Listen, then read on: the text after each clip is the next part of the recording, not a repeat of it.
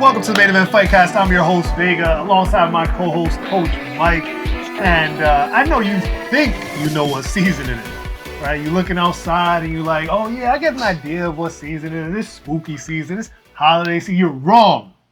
It's fraud check season, especially after this weekend's card. It is fraud check season. And I never in a million years imagined that I will be starting off with Austin Lane fraud checking Robelis de Spain, bro. Wow. Well, I have to apologize because wow. I didn't think Austin Lane had a chance, and he did it. He did it brilliantly. The way it was blueprinted already, it's out there. And Robelis changed nothing, bro. The man cannot wrestle. You see him breathe heavily as soon as he got taken down because he knew he wasn't getting up.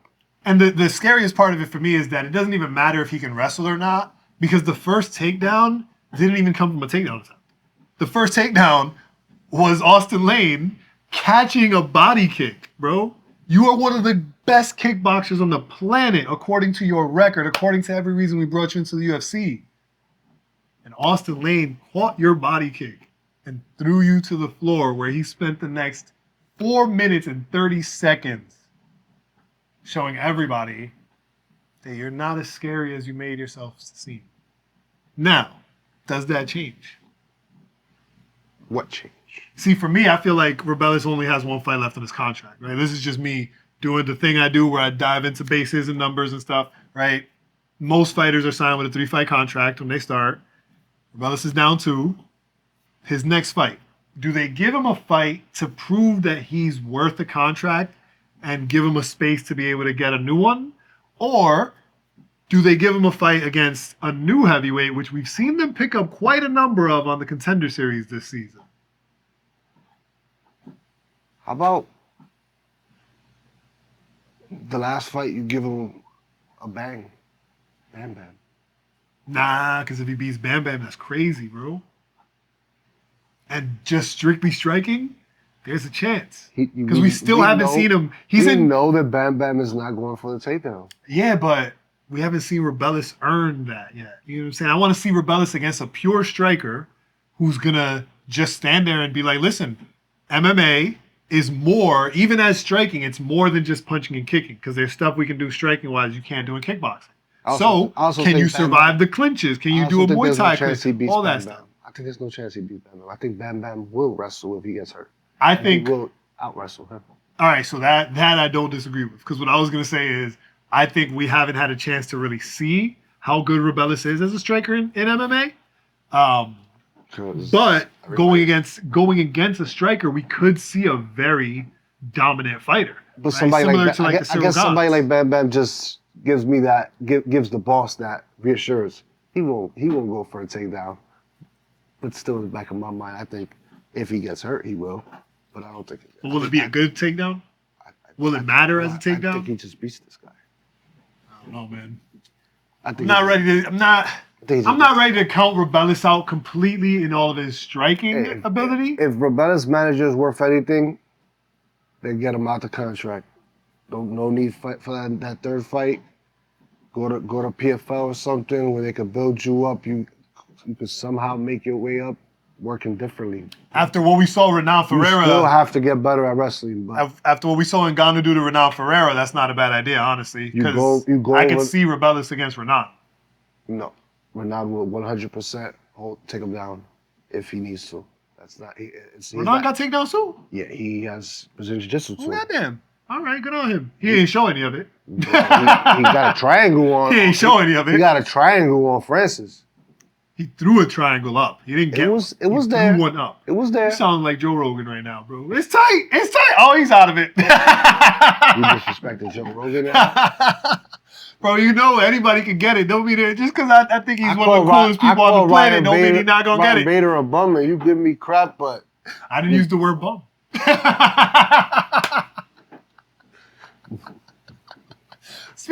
Detouring for a second, speaking out Ryan Bader, because I feel like Robelis is going to get picked on by literally anybody with a microphone and internet access. So, giving Robelis, like I said, the credit due that I think he deserves is that we haven't seen him in a striking situation. Yeah, that's what the thing. what we've seen of Rebellis is everything people think we're gonna see with Pereira. His wrestling is so bad that we just want to see him striking at this point. We just want to see you striking.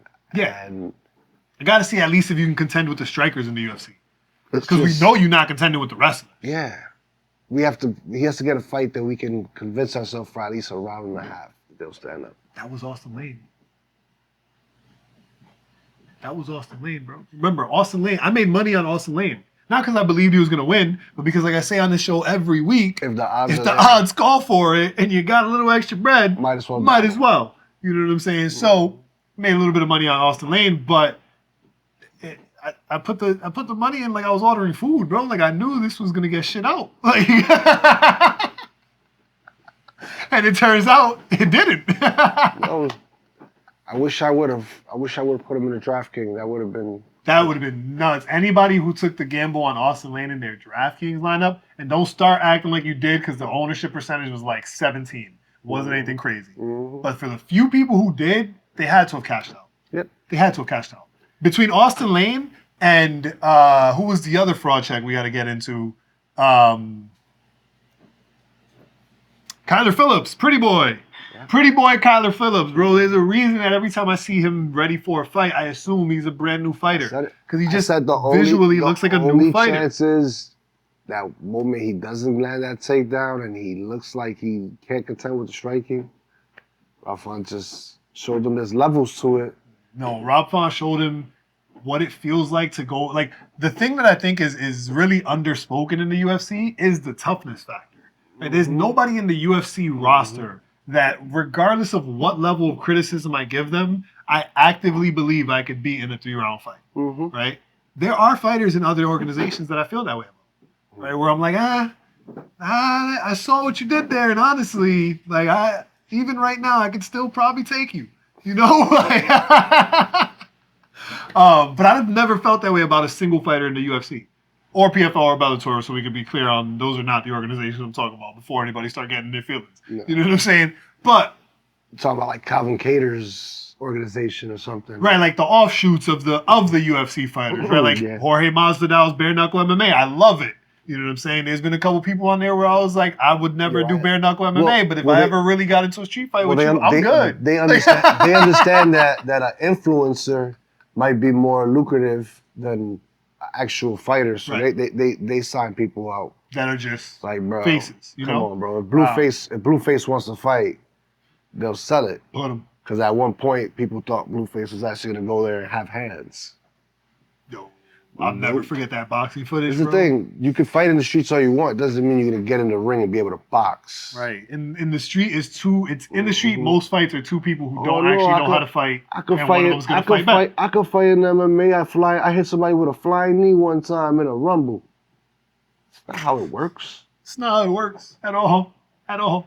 But Kyler Phillips versus Rob Font, that is the biggest factor that it was in there was experience and toughness, right? Like Rob Font's level of experience, he knew how to peacefully deal with the things Kyler was presenting without blowing through energy. On the other side, everything Rob Font did made Kyler Phillips react with energy, right? Like even when he was feinting or dodging or moving out the way, like he's putting a lot of effort into that because he's uncertain in himself. While Rob Font was very comfortable. Yeah, he was visibly uncomfortable and like looking like I didn't prepare for him to not go down. Right. He was like, yo, no one's ever survived this stuff. Like, wasn't there, I'm pretty sure there was a sub attempt that was pretty tight in the first round, which was really the only round where anything Kyler Phillips was trying to do was working for him. So that was the second big fraud check. And the third one, I don't really want to call it a fraud check, but I do feel like there's a little bit of conversation that has to be had around the PFL. Right? Because the way they promote their fights and the way they try so much to spark stuff with the UFC, like I genuinely believe, I think you sent it to me either today or yesterday, the PFL president was speaking about Dana being scared of a competition between the organizations. And in all honesty, I sat with that for a little while and I put as much bias as I can 100% put aside. And I just don't see a real situation where that roster beats the UFC roster. Like, I don't see a situation. Forget the championship. There's like 2 guys that could make a competitive fight. I do not see champions in the PFL that I can guarantee would still be champions going against contenders in the UFC, bro. Well, Top 5 in the UFC. Johnny's performance this week did not make me feel like Duplessis will be in trouble. Duplessis would smoke Johnny Evans from what I saw this week. Because the one thing Johnny Evans had was amazing technique. The one thing Dracus has continuously proven to be able to destroy unquestionably is technique. This man brute strengths his way into everything. Johnny Evans is not surviving. Pure toughness. Sit down. Some high level, I won't say high level, but high IQ things he does in moments that people refrain from saying technical because it's not technical. But the way he dealt with Izzy was completely high IQ, smart fighter. I wouldn't say smart fighter. There's some weird shit he did there. You can give him, but the moment, smart moments as a fighter. I wouldn't say smart fighter. There was some crazy shit he did in there, bro. What is he doing? Some crazy shit. to get that takedown, that moment while he's retreating. That was excellency. It was excellent. It was the most wild moment of the fight because it really reminds you why he's champion. It's like he has it in him. They still got to refine the diamond some more. But it's in there. Finds a way to win. What else? Who else we talking about? We got the big elephant in the room, right? Is obviously Ngannou versus Jones. And notice my words, my phrasing, right? I do not confidently believe Ngannou will still be champion fighting John Jones or would take the belt from John Jones. I believe Ngannou wins? Yes. I kind of think if they fight 3 times, there's no chance anybody's undefeated. Correct. That is the best way to put it. If they go 3 times, there's no chance anybody's undefeated. I don't really know who ends with the finish. You know what I'm saying? If I had to bet, and if I was Vegas for the odds of that, it's 0 chance that somebody's gonna go 3-0 if they fought 3 times. No way. The biggest one. Even if they did it 5 years ago. The biggest one, which I got to give an apology to, much like you opened up, right? I got to give an apology to Kayla Harrison. Right? Strong apology to Kayla Harrison because Chris Cyborg just smoked Larissa Pacheco. Okay? Chris Cyborg just beat Pacheco. Did she smoke her? I didn't watch the whole fight, so I can't say if she smoked. I don't think she smoked. UFC was on. She didn't smoke her. And so we're talking damage? Damage. If you just saw them after the fight. Damage, Cyborg definitely took more damage. All right. If you saw them after the fight and you didn't watch any of the fight, I could understand why you would think Cyborg won. You would think Pacheco won, but that happened in the later rounds. That happened in the beginning. Cyborg is also like Nate Diaz and right. Nick. That's where I was going to go with next. You beat me to it. Cuts are open. You beat me to it. Cyborg has been fighting for almost as long as some of the people I work with in my film team, bro. Like actively. You understand? She has been active for the better part of 2 decades. Okay, this is not someone who's just. Of course, she's gonna get cut up. Of course, when I say actively, is not as active as Alex Pereira or Izzy through his run when they were fighting 3-4 times a year. The women's belt and fights doesn't move at that pace. I would challenge that if you go back to Cyborg's Invicta days or Invicta days. But that's what I mean because they do fight that much.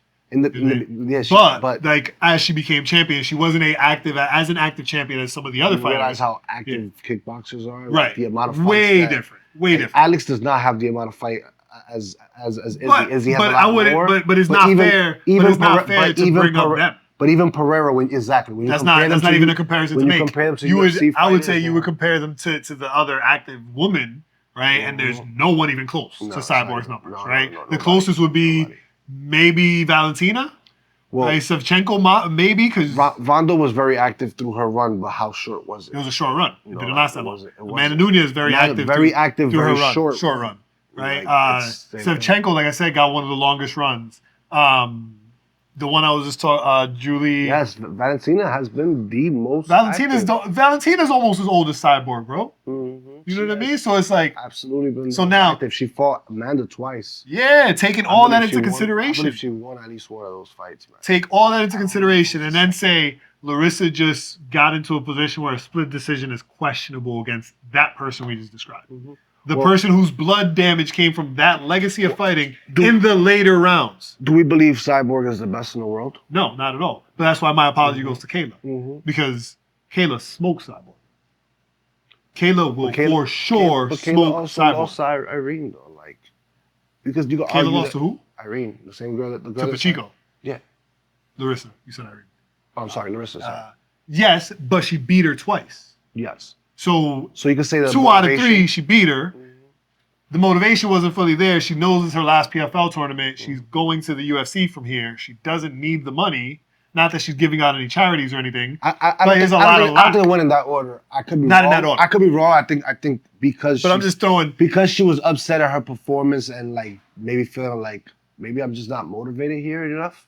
I don't need that fight back. I need to go fight somewhere where I'm way more motivated, where I have the fear. Part of me, and again, this is just speculation, but part of me feels all like of it is speculation. Part of me feels like the conversation with the UFC started before that fight. I can see that being a problem. And my only belief for that is because of the controversy that was already brewing with them losing Ngannou to the PFL. But taking a star back was always. But Dana's if that was what happened, I'd be way more worried about these big fights than anything because that was her biggest fight of her career. Yeah, but she didn't lose it by a large margin. No, I'm just talking about right now. This previous fight against. Oh, you're talking about Kayla versus Ketlin? Yes. Oh yeah. That was the biggest fight of her career. Was the. That's why probably the strangest performance from her. That's why you mentioned it last week, and you mentioned it before we started filming, and somehow we also didn't talk about it on the show. But I'll bring it up now. That's why it's like if I was Kayla Harrison, I would be shitting dumplings right now, bro. Like the fact that Amanda Nunes is considering coming back means I have to fight someone else before I get to fight for the belt. And after my performance against Ketlin, who do I fight that I feel super confident against? Raquel was already saying she's gonna smoke me. Raquel beat Ketlin. And I say arguably better than 100%. Kayla did. No, not arguably. Not arguably. 100%. Better than Kayla did. So now, if I'm seeing Amanda Nunes is getting active, this might actually happen. I might have to fight Raquel. That's a problem. Yeah, I think so too. I think if Kayla versus Raquel, it shouldn't be. But it can, if that performance lives in her mind, I think Raquel presents a real problem. She has better takedown defense than Ketlin and way better boxing. There's so many elements. Raquel's coming off of losing her belt in a way she feels she did not deserve, and now going to fight someone who was saying she was going to take that belt from her very easily. Yeah. You know the amount of motivation that is? Like, you was calling to be next if I still had the belt. But if it's my theory, it's exactly what she wanted and needs. Who, Kayla? Yeah. Motivation. I don't know if she wanted it, but she needs it. I'm from the thinking of you fight a little harder when you're in danger.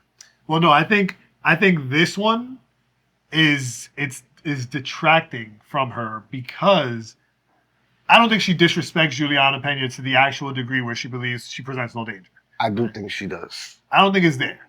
I think she's confident she beats her, but she doesn't think there's no danger. I think she would respect Raquel more.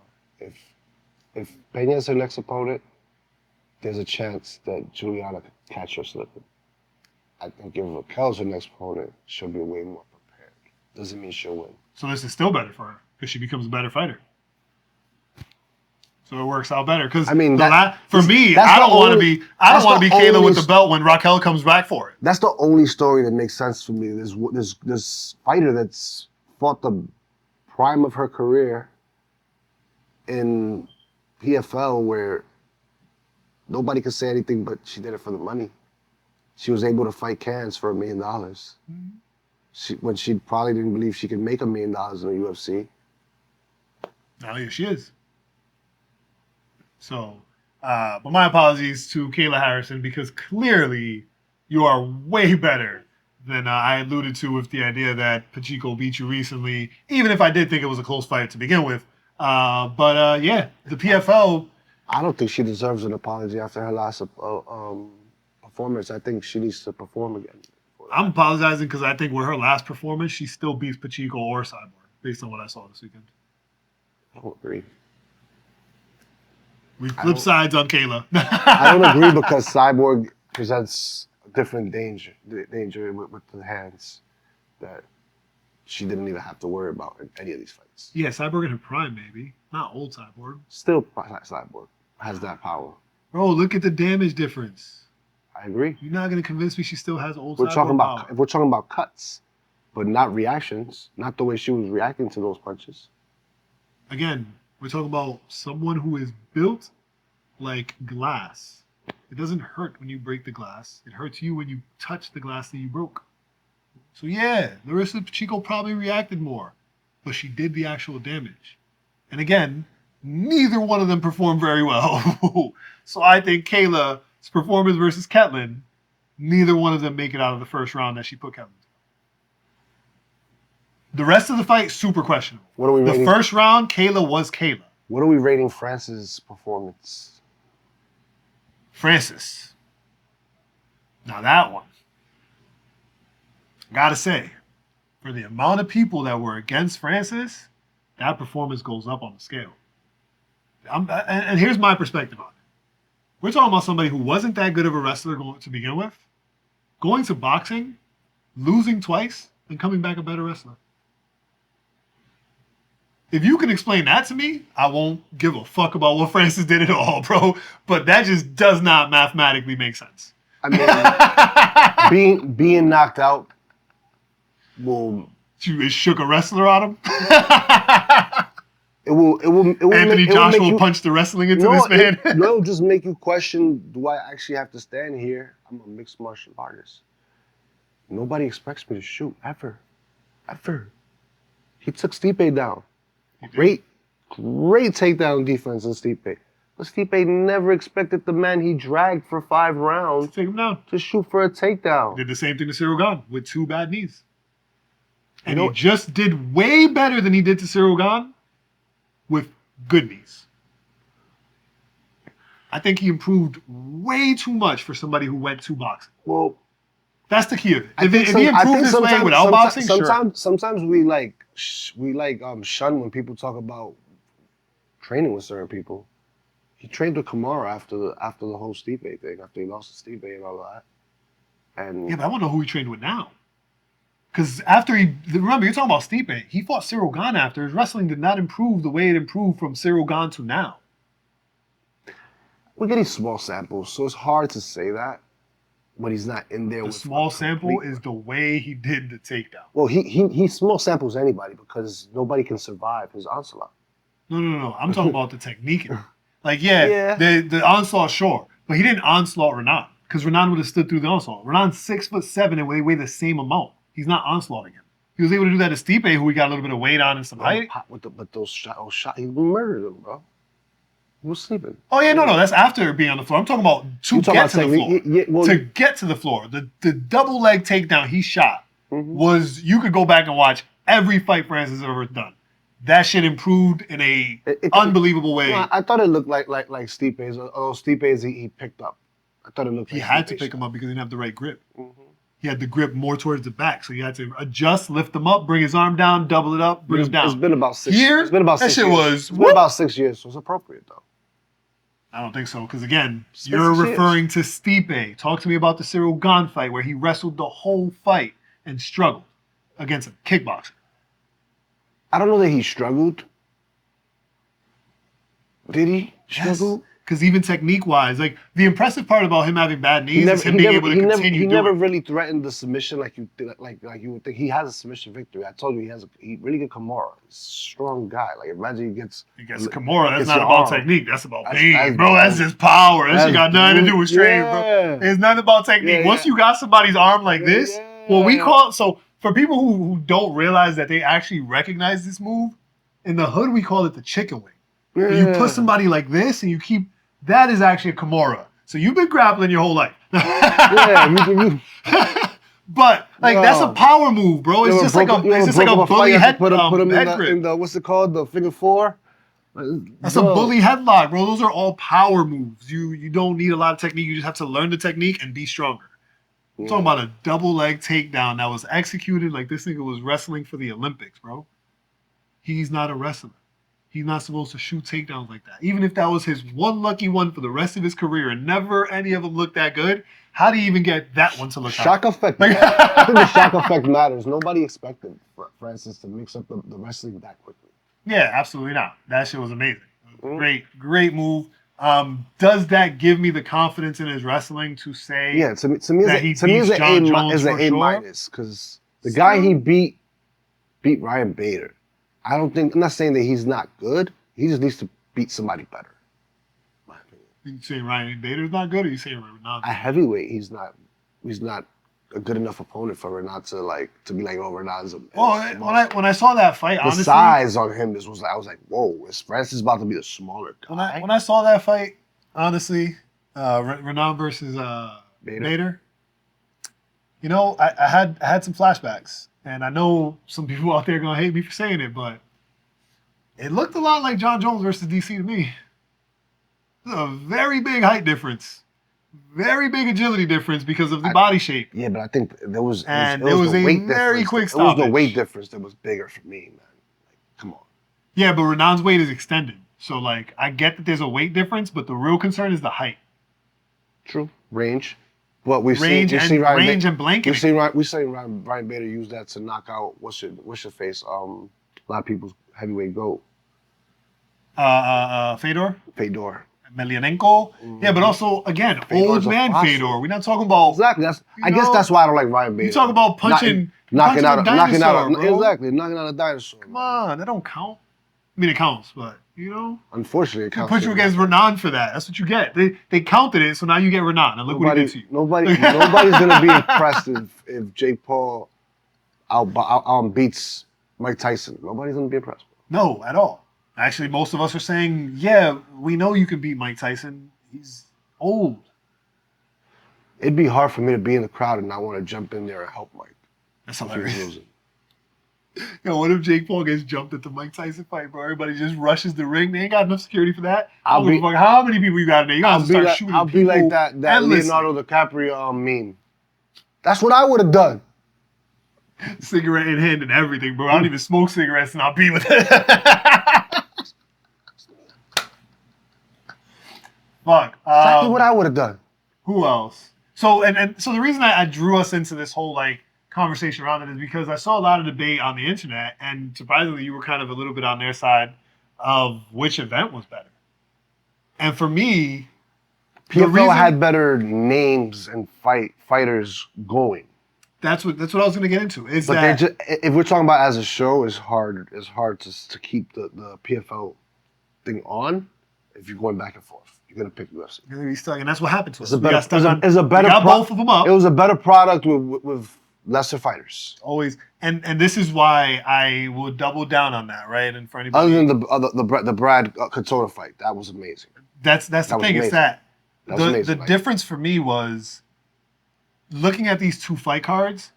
The fight card I'm actually comparing to PFL's fight card this weekend is 308. Oh, it's not. Because they're both pay-per-views. No, but listen, hear me out. Hear me out. Here's why, right? On a strategic standpoint, they're the same. These are your biggest stars of these certain divisions, right? On a pay-per-view card, and you're trying to sell maximum, right? You guys ran a pay-per-view card against a UFC Fight Night in Vegas at the Apex. And I don't want to be argumentative, but no, the only way you could compare it to is literally UFC 300. They've been waiting for this Francis thing, the build-up. You don't think people have been waiting for the same type of build-up or not more with Elia versus Max because of 300? Well, if we're talking time span-wise, it's very different. If we're talking about actually people waiting for it, yes. I'm talking about this event doesn't mean to the UFC what that event meant to the PFL. That's what I mean. Like that's what I mean comparing. It doesn't mean this event doesn't mean that much. But that's why I meant. That's why I wasn't using 308 specifically, but like using the comparison of a pay-per-view versus a fight night. No, you're just giving them a chance. Yeah, you're giving them a realistic shot. Right, like your biggest event that people have been looking forward to, the return of Francis Ngannou. Yes, this was bigger. This was bigger than when they actually had the Bellator champions versus the PFL champions. And because this is the heavyweight of it. That went against a UFC Fight Night and it's being debated which one was better. There shouldn't be a conversation. PFL should have been immediately better, no questions asked, because it's their biggest moment. Yeah, And this is being debated between a Vegas fight? I expected it to be better, but it wasn't better enough when we're talking about Francis, a champion, a former champion, fighting this to open the main card. Like, it just what like AJ McKee has been a star in his own right. He moved up to light heavyweight. I mean to lightweight now. Against a rising star from a Irish rising star who has a storyline of he's asking McGregor to come be in his corner when he fights Khabib's cousin. Like, they have all the build-up. They have it all. It's just not competing with the UFC. So does that say that the fights were better? Or that the organization? The names were. It was just the names that were competing. That's it. They were just attention drawing. It's the equivalent if there was an NBA game going on, but there was also friendly USA plays, and some of those guys went over there to play, like LeBron and Luka. All these guys were playing over there. When we're watching that, it's not going to be the same as an NBA product. If there's an NBA game going on, NBA is going to get more views. But should it be the same? Because when you think about NBA product versus Big Three product, Big Three just doesn't have... Not Big Three. This is USA FIBA. And I'm talking about friendlies, though. Not the real thing. The real thing, that's going to get way more views. That's Olympic. It's gold. It even means more to some people, some players, because you're ultimately, it should have been I'm talking about friendly. It should have been way bigger of a thing, is what I feel like. Mm-hmm. What else? Nah, it probably was what it's going to be. They have a ceiling. Oh, they don't have a ceiling. They're completely in debt. They're drowning. That's what I'm saying. Like, their ceiling is the top of the water, bro. They don't even have a house right now. There's nothing. It's just endless amounts of debt in that organization. They can put a lot of names up there. Every time, it's just not going to compete with a UFC pay-per-view. And it's not consistent enough for people to learn their roster and start to care. That's the other issue. Now, unfortunately, I have to go into the honorable mention for fraud checks, because I don't think it's a full fraud check. I think it's just an honorable mention. I think it's an honorable mention. If you say robbery, you just go. No, I'm just playing. Bro. Michelle Pereira. The honorable mention. Is that a fraud check, bro? So for me, it's an honorable mention because even though I still have major aspirations for Pereira, it does bring the question, with all the hype that I was building around him, with all the hype other people have been building around him, the organization's been building hype. No, it's a fraud check. And he lost to Fluffy, right? Who was kind of in the same type of position like a year or two ago. Granted, he's still undefeated. He's still on a winning streak. I think he's like on a 5-fight winning streak. But Fluffy's been in the organization for a while now, right? And like this isn't a moment where he was resurging. It was a moment where Michelle was surging. They put him to the test against Fluffy, and Fluffy kind of ragdolled him. Yeah, and I blame you. I blame you all the way. How I get blamed for that? You told me he'd be a title contender one day. I told you. I still believe it. I feel like he'd get. Yo, I'm gonna say something crazy right now. He gets stopped in like in the top 5. I'm gonna say something crazy right now, but I'm gonna stand on it. You were calling he beats Marvin Vettori. Oh, he might have lost to Fluffy, but he beats Marvin Vettori. Sure. He's fanboying. For sure. But I can understand if people feel like he's Marvin doesn't fight the way Fluffy fights. That's what I'm saying. It's a different style. The style that he fights, Pereira could beat. The style Fluffy brought was outrageous. I want to see Fluffy versus Marvin now. Yeah, give away my boy's fight. That's crazy. And the worst part is he gonna get it too. Lost to 13. That's the worst part. They're gonna give it to Fluffy too. He just lost to 13, and you think he's gonna get to like 3 or 4 or 5? Nah. He gotta work his way back up to it, of course. But now they're gonna give the Marvin Vettori fight to Fluffy. Fluffy's a fight away from a Marvin Vettori fight. I don't say fight. He gets it now. Or he can get it now because Marvin has been that inactive. Yeah, he gets it now. That's what I'm saying. He gets it now. I think either one of the fighters who won this fight should be earning a Vettori fight. Well, guess what? And Fluffy gets it. I'm ready to challenge you on whatever with that one, and Marvin is gonna destroy him. Destroy Fluffy?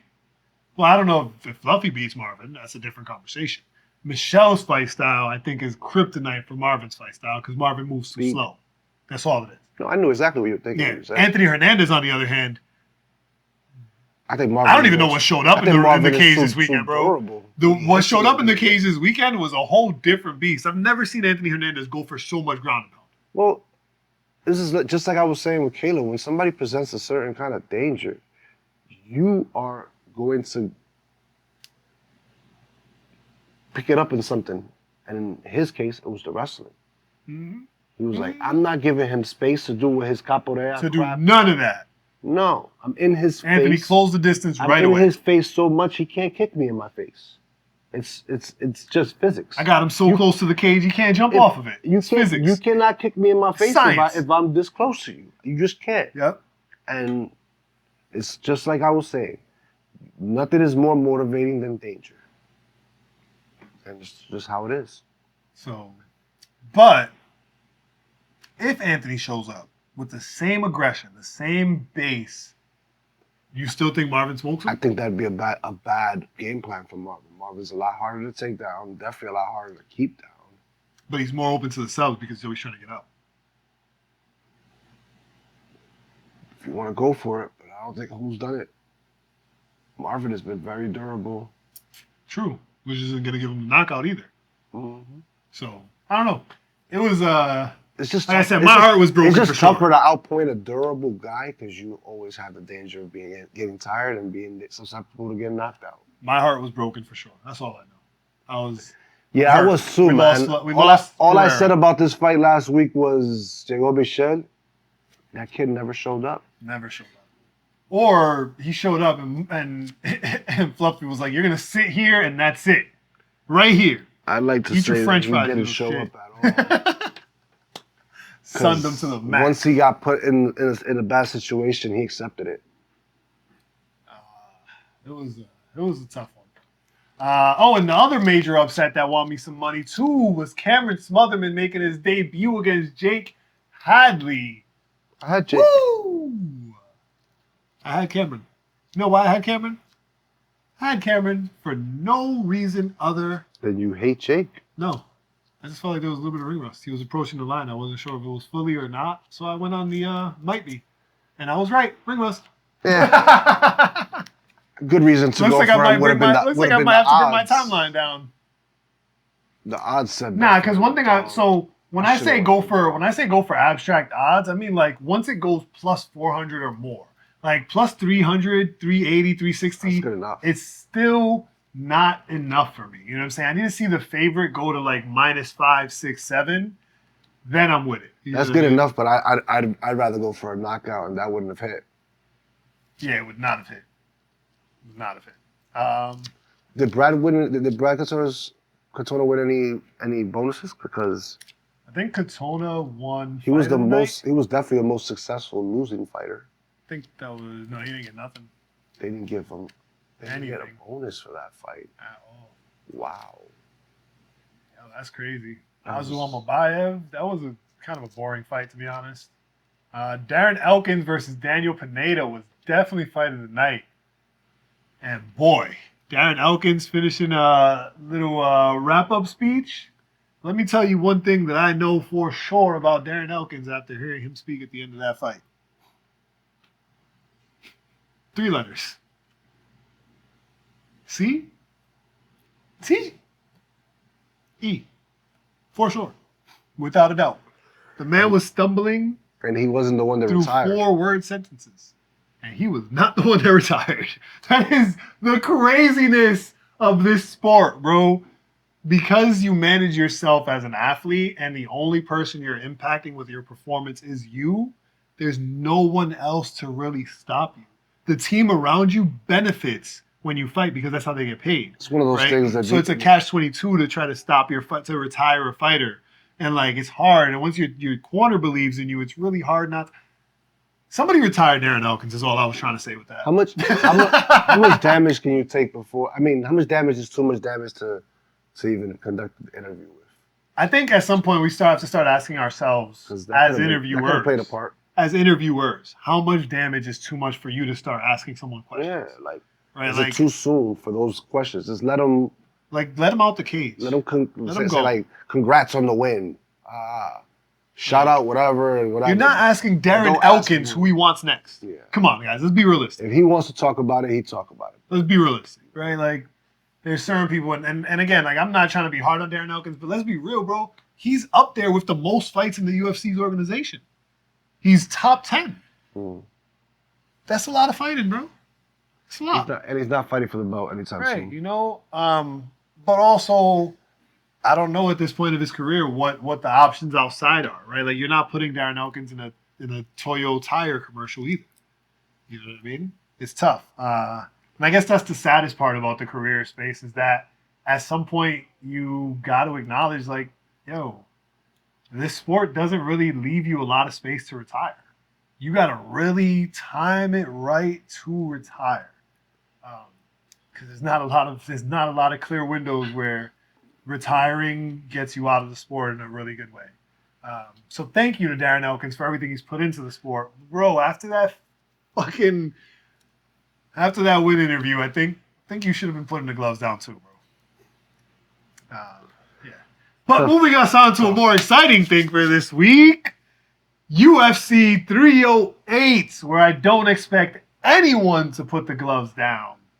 Because this is probably one of the most anticipated fight cards of the year that did not include Pereira popping up at the last second to save it. I don't think it needed that. And it absolutely doesn't.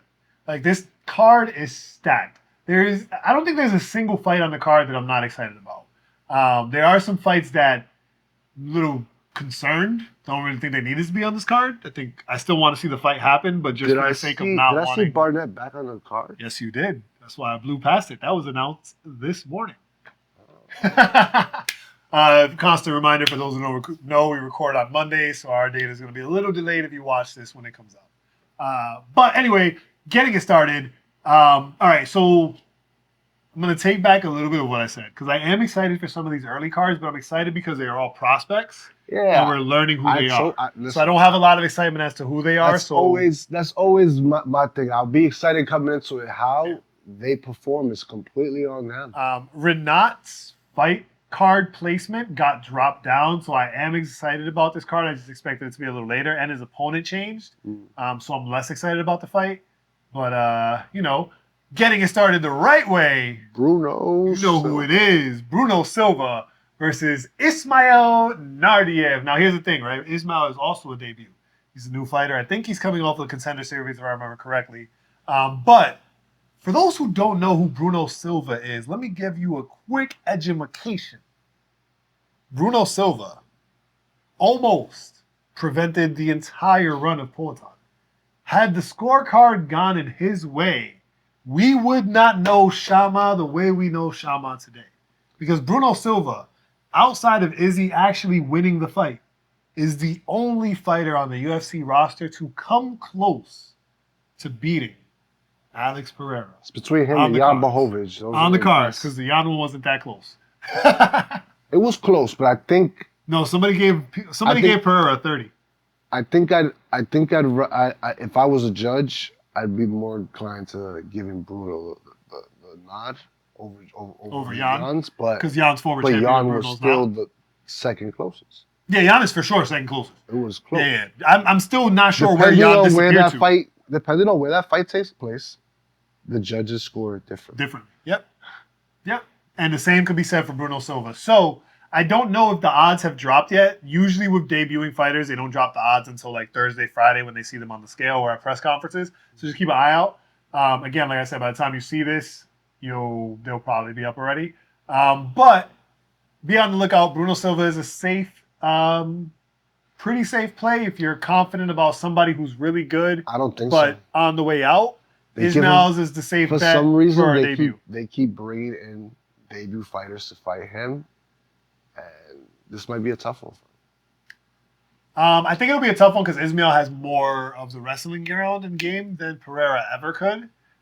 So that might be the tougher part. But again, not to take away from the fact that Bruno Silva is a grappling jiu-jitsu artist, So who will stand with you? We'll see. Next up in the card, this is probably, and I know this is going to sound crazy because I'm excited for the fight still, but it's going to be the most boring fight on the card.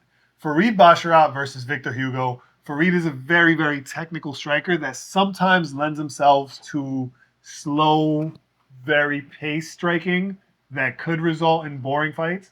But I believe Victor Hugo is going to bring the fight to him, so that'll nullify it, and there should be some excitement. Either way, these two guys fighting, pretty exciting fight in my opinion. This is the only fight that I'll openly say right now. I genuinely think from the prelims won't go the distance. Even though I think Fareed's going to put on a boring fight. Boring, but it won't go the distance. Yeah. It's going to be boring until it's not. That's how it's going to look. I don't know which way it goes, but that's what we'll I see. feel like. We're going to see. That's crazy. And now, presenting another lopsided-ass fight, bro. I don't be understanding this stuff. Like, I get weight classes, but sometimes I feel like height needs to be taken into a little bit of consideration. Because Kennedy Nchukwu versus Chris Barnett, Kennedy's taller than Waldo. And I said it was crazy when Waldo was fighting him. Bro, right? That's Chris Barnett in the weight class. That is true. There's Chris nobody. Barnett in the weight class. He can't do nothing about it. Nobody to blame but himself. DC towers over him. Yo, I do forget DC's probably the Barnett, DC's probably the shortest heavyweight we've seen. So this is going to be an exciting fight because I think they're both really exciting fighters. Kennedy's coming off of a weird knockout loss. Chris Barnett is coming off of a weird decision win. So should be really exciting. But this is Chris Barnett's third opponent in 15 weeks. So that doesn't look good for him. I feel like it's less, but maybe less. Yeah, maybe less. So don't know what that says for him. I am really excited to see him back in the cage though, so doesn't matter. Abus Magomedov versus Bruno Ferreira. Have you guys noticed a pattern yet, bro? These guys are all brutes. Everybody who's fighting in this card is expected to put on either a crazy aggressive striking performance or a crazy aggressive wrestling performance, and this one is the latter, or the former. It's a striking performance that's going to be insanity. Abus has been on tour to show people that it was a fluke against Strickland. That he's fixed his gas tank. Luck. He fixed his gas tank issues. So he was winning that fight until he got tired. So he got tired, and Strickland was like, "Ha! Yeah, we don't get tired. You country boys. You don't want to be tired in front of Sean Strickland. I don't care how pillow those hands are. Yeah, they get hit with 40 unanswered shots. You ever been scrolling through the internet and see the video of like somebody getting knocked out in a pillow fight and like people panicking? Like that's real shit, bro. It doesn't matter how pillow hands you are, those shit's hurt. And Bruno Ferreira throws bombs. As far as I'm concerned, he throws like every single punch he throws is determined to take your head and send it to the moon, bro. So you think Abus tries to do what Strickland did to him? No. Let him get tired and then take him out? No, I think this fight is fireworks and probably won't make it past the first round. Who wins? I don't know. But it's going to be a banger. Because if Abus is really trying to prove himself after what happened with Strickland, he doesn't want to go to decision. And Bruno doesn't ever try to go to decision. Sounds like a banger. He's a murderer, bro.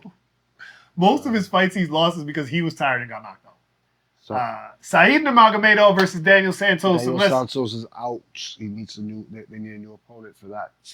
Really? Yes. So, all right. So that hasn't been announced yet. But I will preface, so I won't talk too much about the fight itself, but I will always preface the Nurmagomedov because I think it's important to acknowledge that. I'm pretty sure the fight is off because they don't have an opponent for him yet. And it's this week, yeah. That'll probably be off. And this is already an overly stacked card, which is why they do it. Yeah, you got 15, 16 cards. They do that so they can make sure if people drop them to scramble and ruin a pay-per-view. Said Nurmagomedov will skip for now. Now, this fight, I am prepared for a lot of people to disagree with me because I know it's two wrestlers, so it's probably going to be boring, but they're both aggressive, monster, cavemen-style wrestlers. All they want to do is get you on the floor and pound your head into it. So I think this is going to be an exciting grappling match between Mateus Rebecki and Mike Tech Beck Autobai. God damn. Not going to try to say those two names again at all the rest of this show. So, O will probably be R, and it'll be a grappling match the whole time. So if you're not a fan of grappling matches, this is when you want to go get a drink.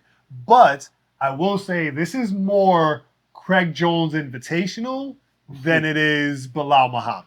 All right? You're being overly harsh on the grapplers. No, I'm being complimentary. I'm saying like Craig Jones Invitational was a great grappling event. Like that was a fun one to watch. Each his own. You know? Some people aren't really into the grapplers.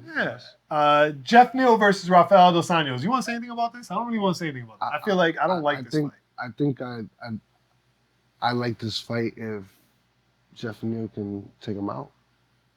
I'm the other way around. I like this fight if Dos Anjos proves I got to stop trying to match the old man with young people, bro. It's not funny anymore.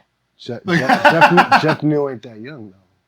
I feel like he has like 10 years on Dos Anjos. No. Maybe 7. No. Where are we at? Dos Anjos is maybe 36, 37 maybe. No way. And that dude looks mad old. And your boy is about 30. 40, bro. What are you talking about? 40 versus 40 versus 34 at least. Now Jeff Neal, 34, 33. No. 34. Bro, 6 years. He ain't that young. In fight years? Yes. I didn't realize Dos Anjos was already 40. In fight years, let's go to how old they are in fights.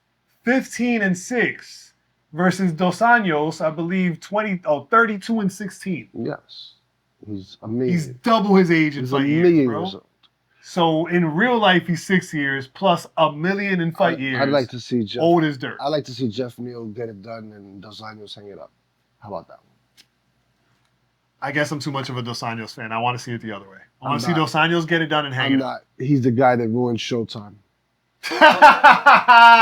He is the guy that ruined Showtime. You're absolutely right. You know what's the funny thing? You're absolutely right. All the people that you've like accused me of like being a bit of a fanboy, to me is like those guys have 1 million followers. The one you should see me with Dom Cruz and I actively accuse you on camera of Dom Cruz. Anthony Pettis, I have. Dom Cruz is my Anthony guy. Pettis, I have not. Dom Cruz is my guy. I thought Anthony Pettis was never going to lose again.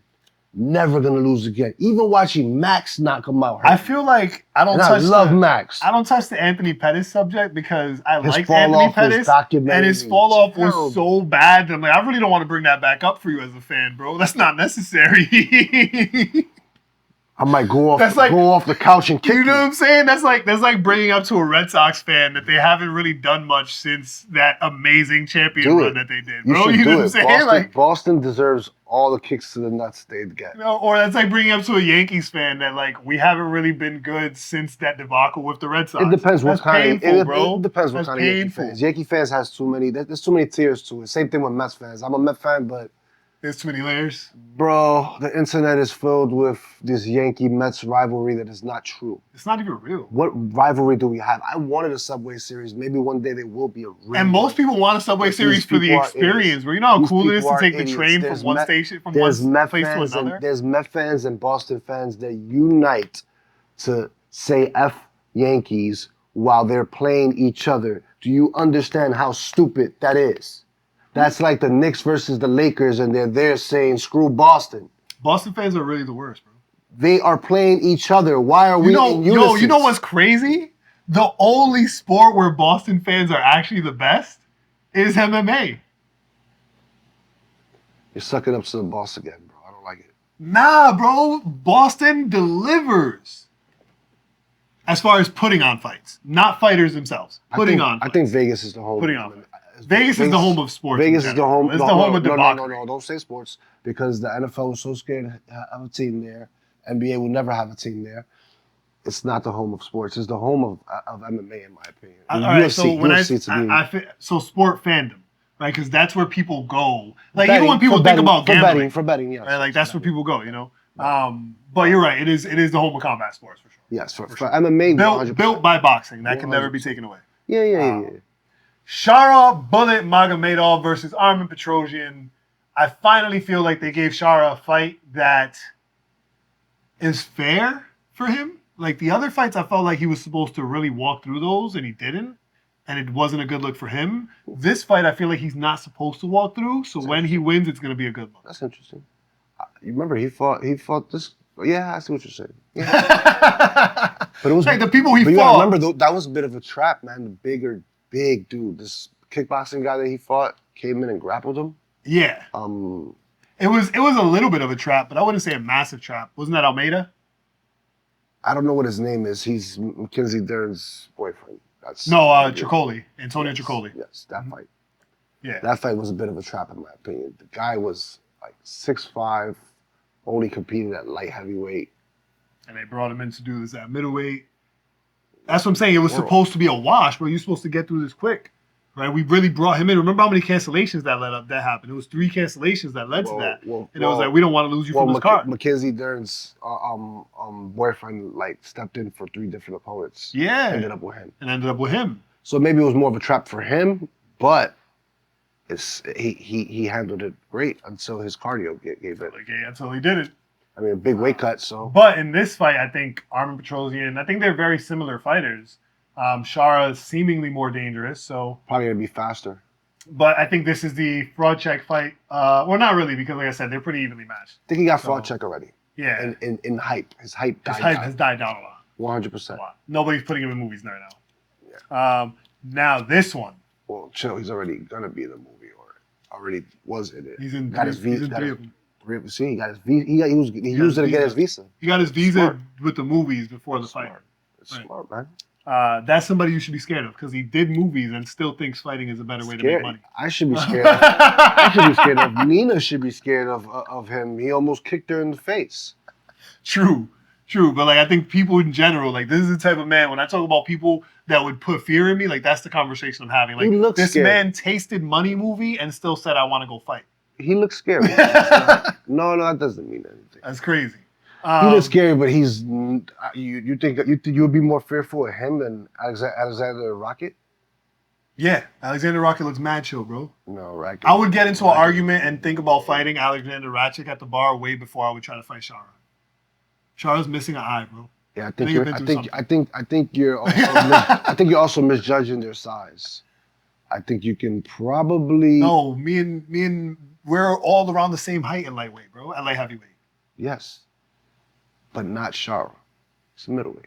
He's shorter than us. That doesn't change the fact that he's missing a whole eyeball.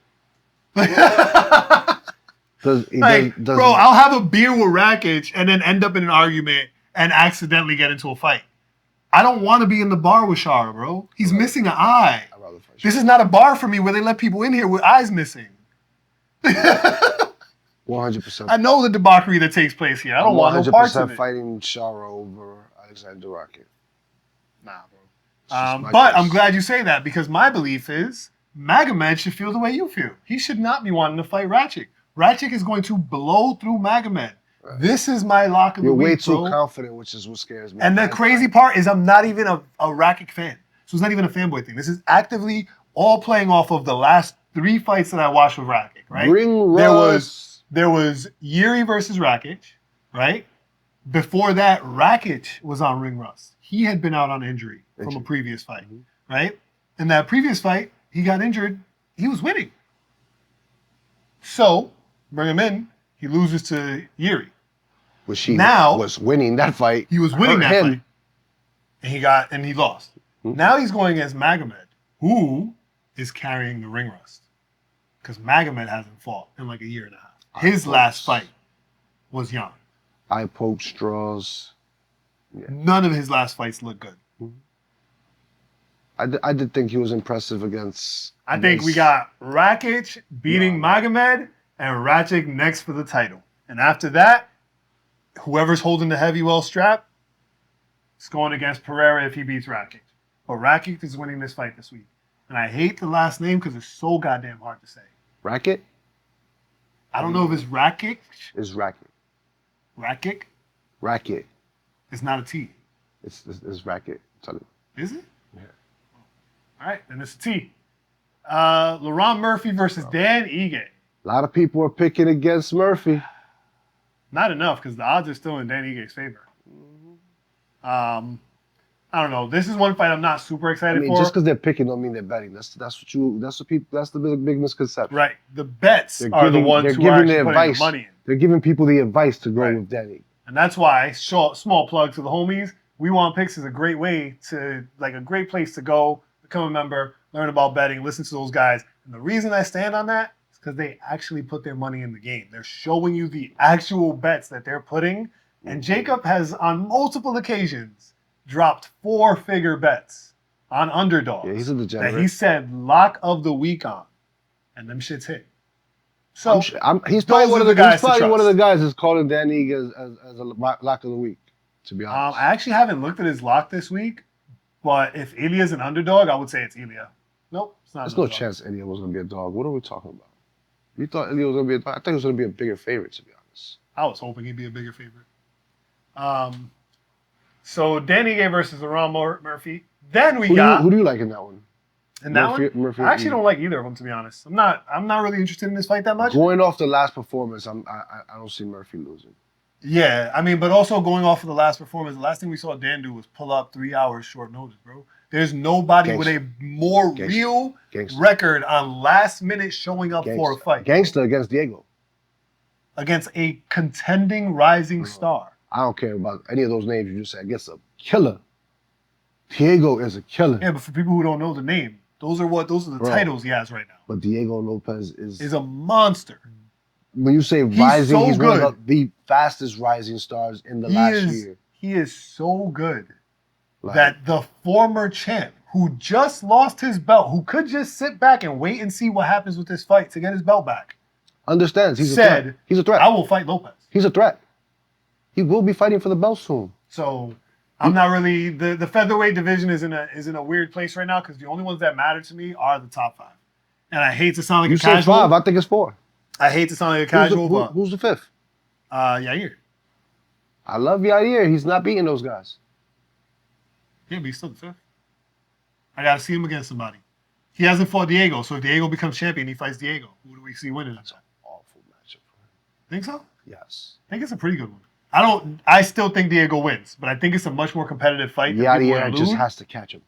That's his only chance. Right, but the problem is Diego is so active that chance might present itself. Diego might break him early, bro. That's the hope. So that's that one. And then the fight that I feel like I don't even want to go through the work of editing the images into because it might get canceled. I'm going to still send you those texts. I'm going to still send you those texts. I'm going to risk it. We got Khamzat Chimaev has just pulled out his best training partner. Somebody's going to be watching this and just fast forward to that part and that's all they're going to see for a second and panic because it's also going to be Wednesday. Should have watched the whole show. Gotcha. Robert the Reaper Whittaker versus Khamzat the Pullout Chimaev. Pause. Nah, no pause, bro. Nah. Amount of times this nigga pulled out, yeah, his pop should have pulled out with the immune system he gave him. Fucking Christ, bro. This nigga's sick every week, bro. So hopefully Khamzat makes it to the fight. If so, who do you got? I'm riding with my boy. You know that. Me too. I'm taking my underdog money, and I'm hoping for the best with Robert Whittaker.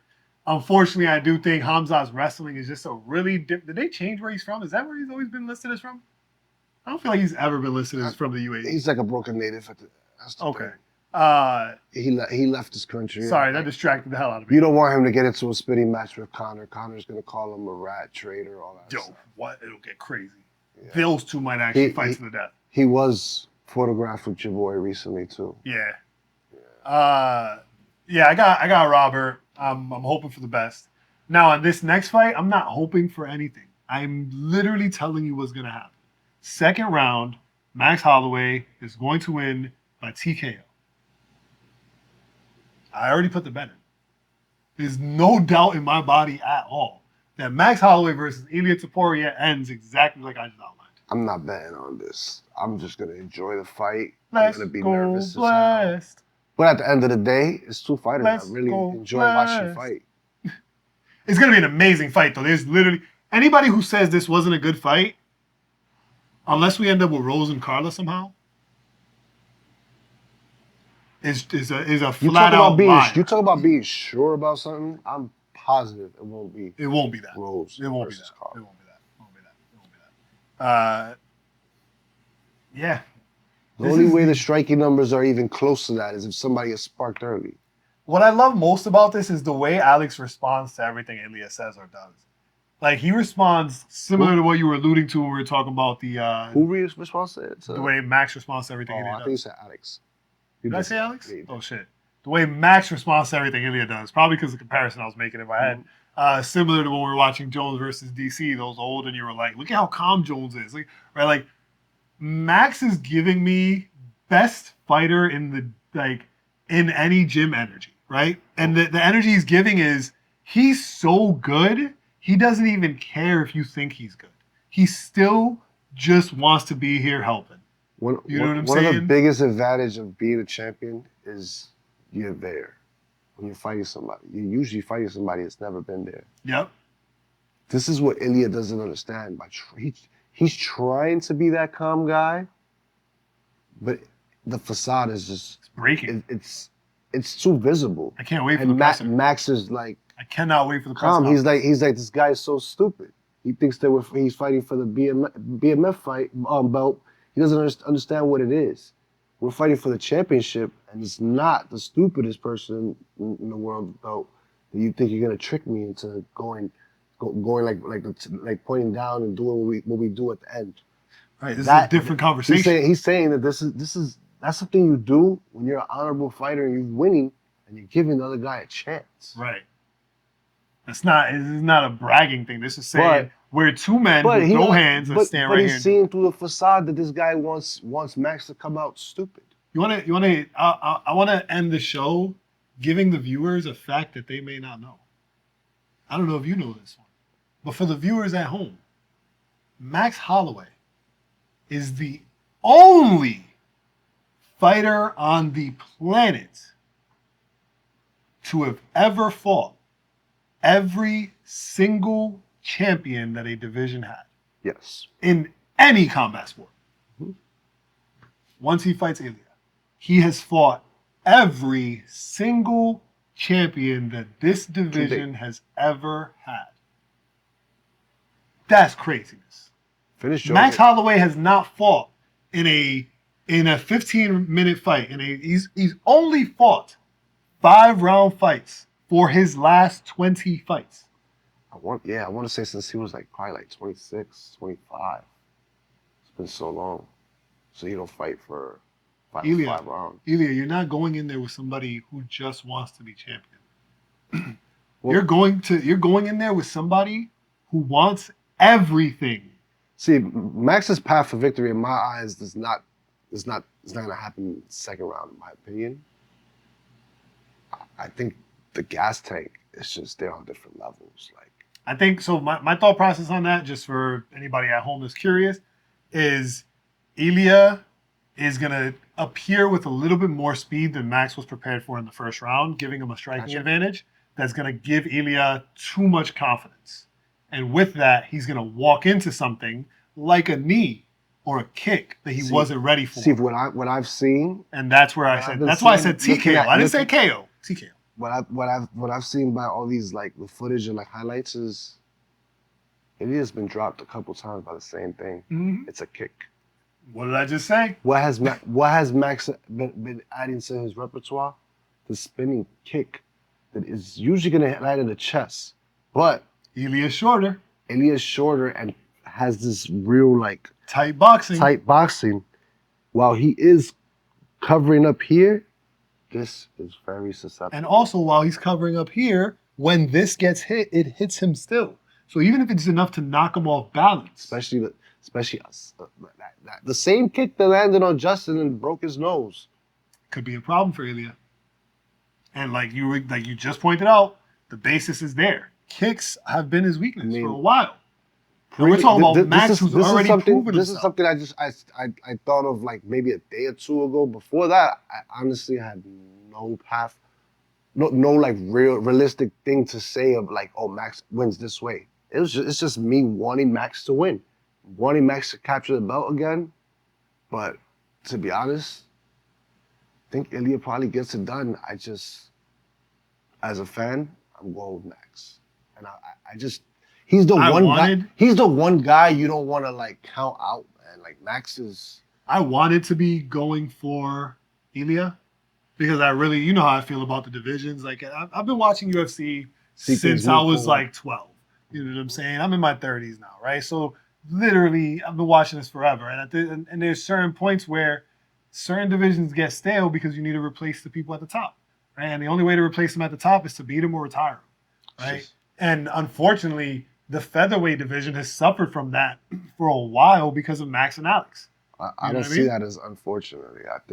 I think they're fortunate to have a star so big that his fandom did not disappear when he lost the belt. Oh no, I'm not talking about for Max specific. Like Max No, specifically. I mean more for the the organization. But the organization is tied to Max. Yeah. Most people who are Max fans can't name 5 other fighters in the division.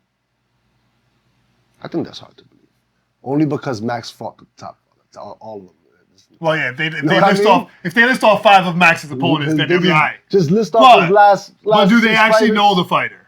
Do they actually know the fighter? No, they know they if they watched the fight, they'd seen him in action, usually getting destroyed. But that doesn't help to build the division, the Yeah. fan base, and all of that. That's No, what I'm saying. but you know how many fans have there been? The division is not as fortunate as the organization is to have a star that does not need a strap. But how many fans have there been, right, that have been to the level of fans that we are for Max, for someone coming up like a Yair, right, that Max puts a stop to? Bro, big fan of Yair. But you know what's the thing? Like a Calvin There's Kattar, no that chance. Max puts a stop There's to. no chance you're a Yair fan and you watch that fight and you're like, I don't like this guy anymore. You crazy? Are you crazy? Those were 2 gladiators literally making themselves unrecognizable for their children when they get home. Like, they beat the crap out of him. Like, Max was, when Yair is getting transported to the hospital, Max is like, where's Yair? Where's that crazy bastard? Like, just go. Max talks to everybody after his fights, show bro. love. Max like, is funny. bro. Max is funny. Bro, Max hadn't seen himself look like that in forever. And Conor put a beating on Max for 5 rounds. Four, maybe Early 3 Max. maybe it was 3 rounds. Max was 20 years old. He did not wear the damage that Yair put on him. And Max won that fight. Yep. Easily. It wasn't like, oh, I think Yair might have had it. No. Max won that fight. Yeah. But he still took damage. They put on a show. Look, there's no fan is like, I don't like that guy anymore. Well, Yair's a bad example. Yair's a bad example in that case. But just how many people have Max knocked down already, bro? Like, there's so many of them you can't even really think about. The only person I would think of that has been on is what's his name? Not Emmett. That's an example too. Emmett. No, this other kid that he fought recently. You got to pull it up now because it's. That's what I mean. If we pull it up, bro, you're gonna start seeing some names. You're like, the reason I say it is right. because I was a big fan of him, and I'm like, damn. Retired career. There you go, Allen. Put a stop to Allen. Brendan Allen. Arnold Allen 100% might have lost some fans. Arnold Allen was on the rise. Definitely lost fans. Right. Calvin Kattar on the rise. 100%. Definitely lost Calvin fans. Kattar 100%. No, he wasn't on the rise. Yeah, he was. That's why he was fighting Max. Calvin Kattar was on the rise when he fought Zabit. Bro, this was the comeback opportunity. They were literally positioning to get the belt. Yeah. You can't take away the facts because you feel more strong about a different fight. I can't say he was on the rise when he had a contender fight before and lost it. He's just getting. This was a contender fight again. It was a getting back to the contender fight, but it's not on the rise. You have to rise to do it again, bro. You can't lose a contender fight and then get back to it without winning. He's already been to that point. No, they don't just give those away, especially if you don't have a name yet. I think Calvin Kattar made a name for himself with Zabit, which was so many years before that. That wasn't enough. That's why he had to rebuild himself. Sometimes I also overestimate the fans like intelligence in the sense that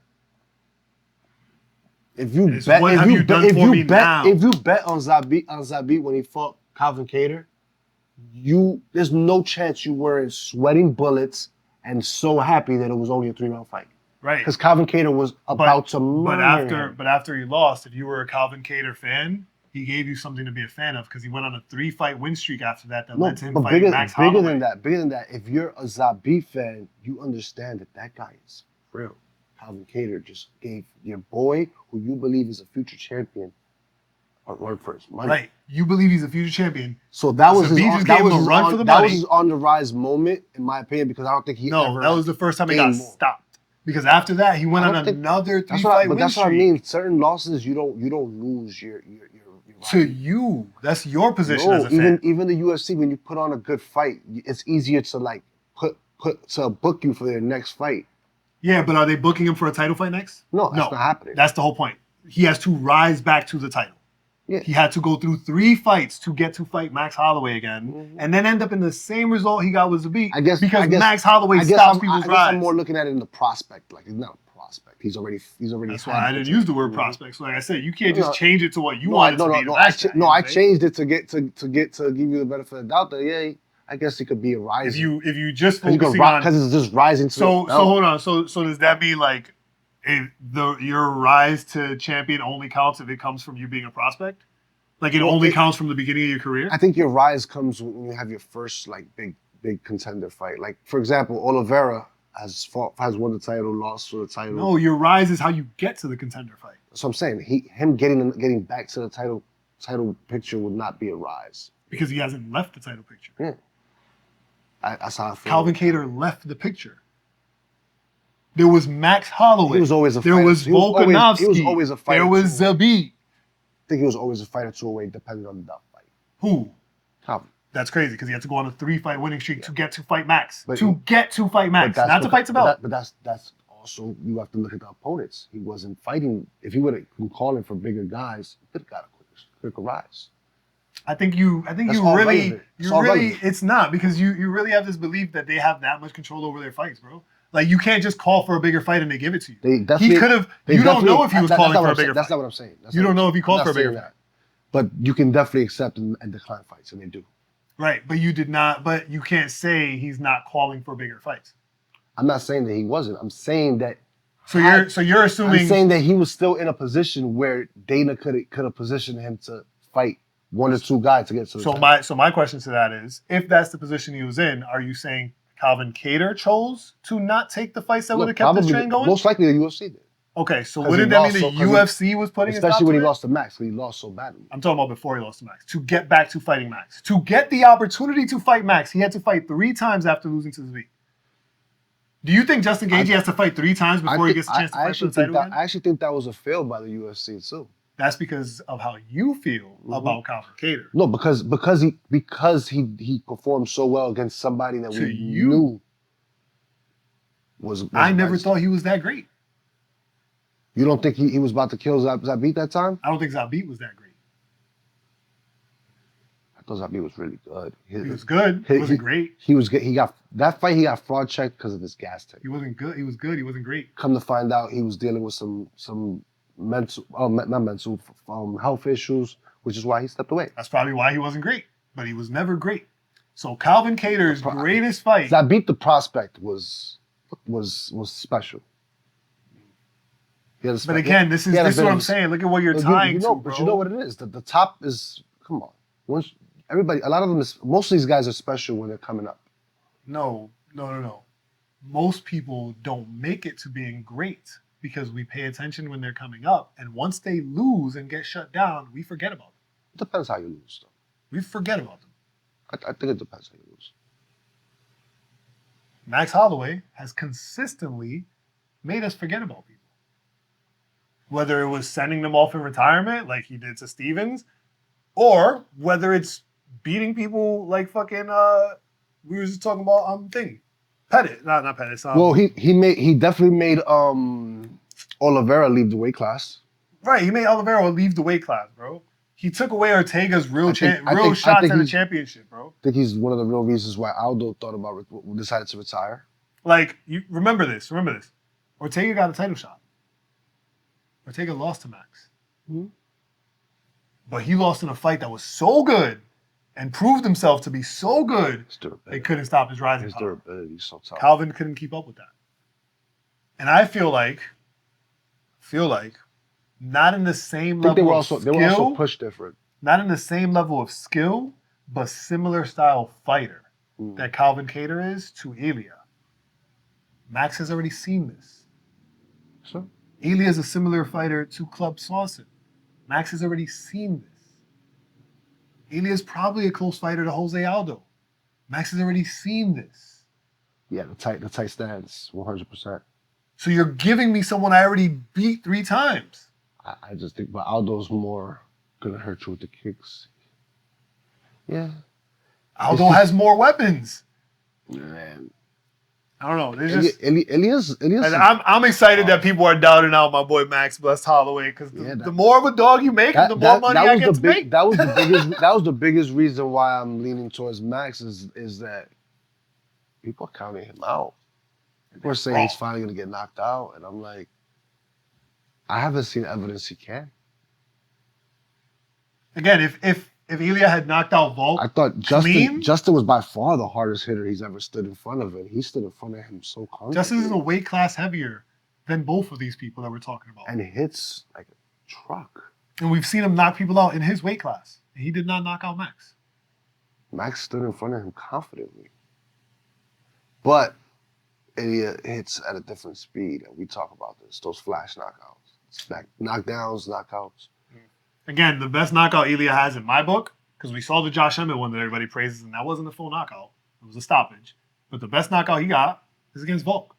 And when the best knockout you have is tainted, I don't know what to tell you. I thought, why was it tainted? Because he's coming off a knockout. Came off of a... I didn't think that was the best knockout. Which one do you think is the best? The dude from the UK that hit him with the head kick and he came back and won. Bro, murdered him. I know what you're talking about. Taj. What's his name? Something like that. Edwards? Is he? I think his name might be Edwards. Bro, that knockout was nasty. Jackson Hall. There he Herbert. Ja Herbert. Yeah. Ja Herbert. That was his most impressive knockout. It wasn't impressive to me because I wasn't expecting Ja Herbert to win in any way. Well, if you're watching it live, seeing Ilya get dropped like that, he looked like he was in trouble. Well, he didn't look like he was in trouble. He was in trouble. And it was the first time we got to witness his grit. And I've seen some now highlights of times he got hurt with my kicks to the head early in his career, not in the UFC. And he has that grip. He can withstand a storm. Yeah, but I think that the I can give you storm is very the recovery element of that knockout is impressive, right? But I think that even though I think the knockout itself is tainted, I can't take away from the technique in the knockout. The technique that Ilya displayed in the knockout has nothing to do whether Alex was ready or not. Those punches were going to land. I don't want to call it tainted. Those punches were going to land. I don't want to call it tainted, but it is a true fact when someone comes back too soon from a knockout loss. Exactly. And that's one of the reasons why people say DC caught Stipe. Mm-hmm. You know, like. Yep. And it's one of the, who was it? Whose fight was it? There was a fight recently in boxing. I don't remember. Oh, well, I guess that's kind of a cue to end the show because I don't remember what I was about to say. So thank you guys for tuning in to the Main Event Fightcast.